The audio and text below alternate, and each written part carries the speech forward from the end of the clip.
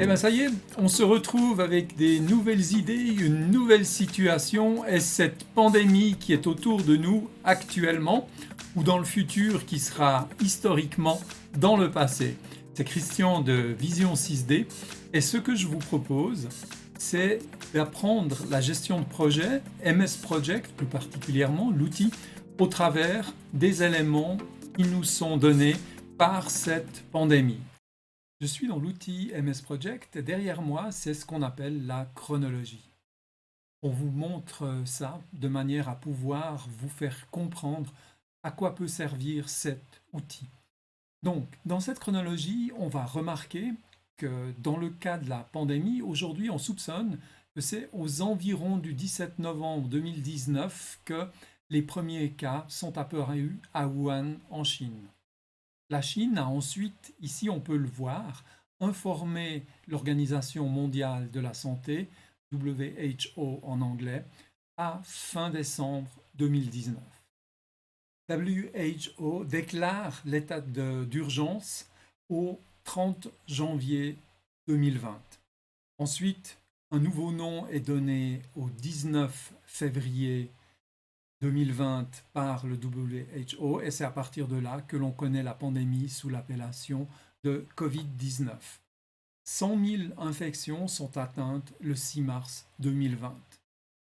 Le premier décès en Chine, il aura lieu, lui, le 11 janvier. La Chine elle-même aura 1000 infections aux environs du 24 janvier. Et les premières mesures vraiment importantes, c'est le 25 janvier, c'est le lockdown, l'arrêt complet, le rester à la maison si on veut, de toute la région de Hubei. Ça va durer durant 76 jours, c'est ce qu'on voit ici noté en bleu. Donc tout cet intervalle en bleu, c'est le lockdown ou l'arrêt ou le rester à la maison de la région de Hubei en Chine. L'espace Schengen, lui, il est fermé au vol avec la Chine à partir du 1er février 2020. Ensuite, le 2 février, on rencontre le premier décès hors de Chine.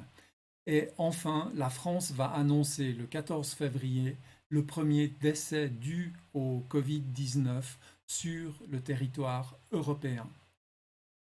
Le premier cas en Amérique latine, on le verra le 26 février, et là, le premier décès aux États-Unis, ce sera le 29 février.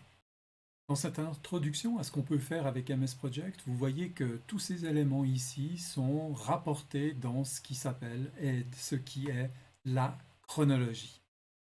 J'ai donc un fichier ici qui s'appelle covid-19-n-01mpp, mpp pour l'extension de ce qui va avec MS Project. Et ce fichier est à votre disposition pour être téléchargé de manière à ce que vous puissiez vous-même aussi faire cette réalisation et directement travailler sur le fichier. Donc je vous recommande très fortement de le télécharger. Dans ce que je vais faire, dans la suite de ce que je vais voir avec vous, bien sûr, on va regarder comment on a construit, comment on a constitué tout cet ensemble. Donc on va partir d'une feuille vierge et tout constituer. De manière à ce que vous puissiez vous-même aussi travailler, vous voyez qu'il s'agit d'une partie des événements qui se passent et qui vont se passer concernant le Covid-19.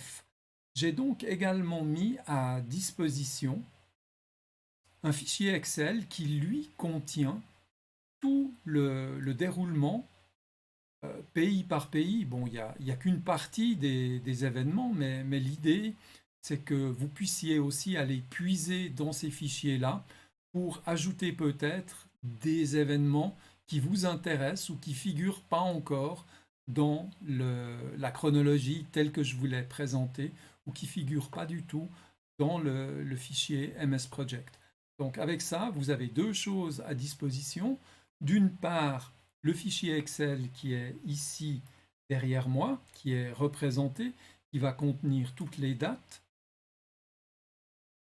Et l'autre chose, c'est le fichier Covid-19 qui, lui, va nous servir de base pour les exercices, pour l'apprentissage de MS Project. Cela va vous procurer un cours intéressant en prise avec l'actualité ou en prise avec l'histoire.